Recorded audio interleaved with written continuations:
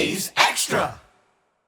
Hello and welcome back to the Anglers Extra pregame show. I'm Jack Smith, joined by interim manager Eric Beattie for the manager show. Coach, you have a chance to clinch a playoff spot for the second straight night. Do you have lucky socks that you brought out today?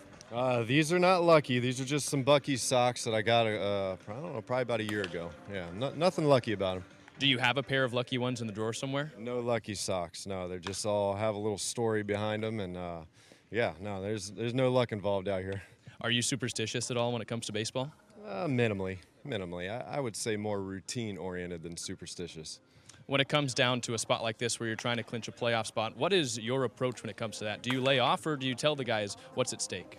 I mean, it comes up a little bit, but no, I mean, all these games have a lot of importance to them, and at the end of the day, man, you look at some of these losses, they've come down to one or two pitches. We've had, you know, we missed a game-tying home run last night by about 5 feet, so anything can happen. We just talked about throwing more strikes, putting more balls in play, and have a lot of fun tonight.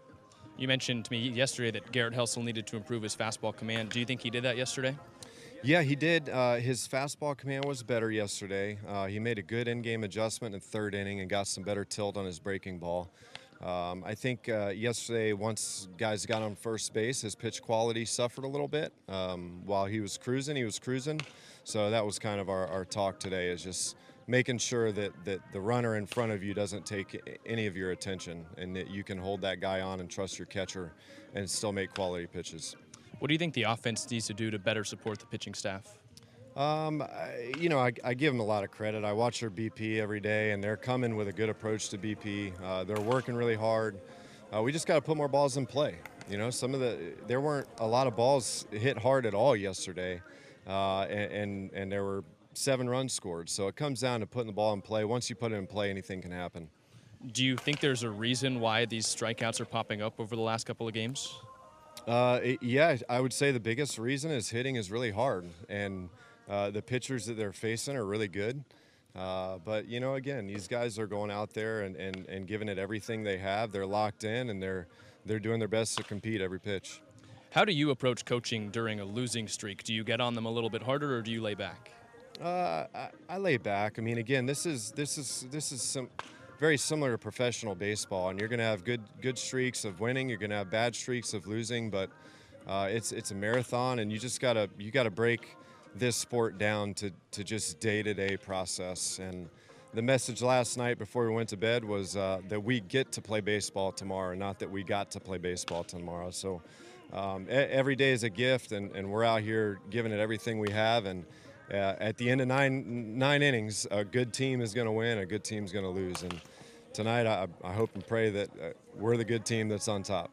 Felt like the first half of the summer energy was such a big part of the story. How do you feel like that energy has held up over the course of the summer? It's been hit or miss. Against YD 2 games ago, I felt like the energy was very good.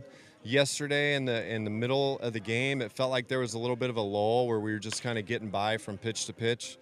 But I think the turnover doesn't help either. The manager turnover, the player turnover, but I think we're gonna be in a good spot tonight for energy. What can you do to bring that energy back? We just talk to them a little bit about it, come up with some good ideas, and make sure that they know it's a small concern, and they're gonna bring the juice tonight. I can feel it.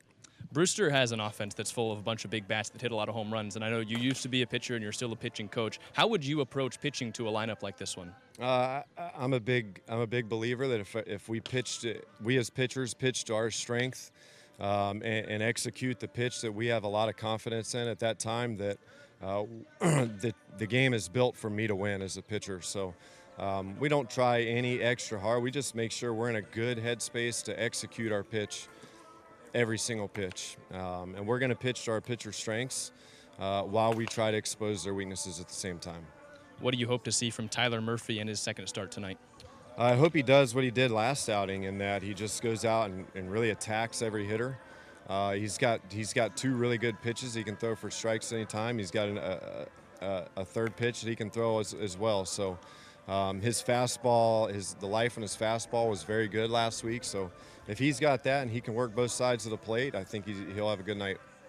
Chatham looking to go right at Brewster and win their 4th straight matchup with the Whitecaps here to end the regular season series. Coach Beattie, thanks for the time. You got it.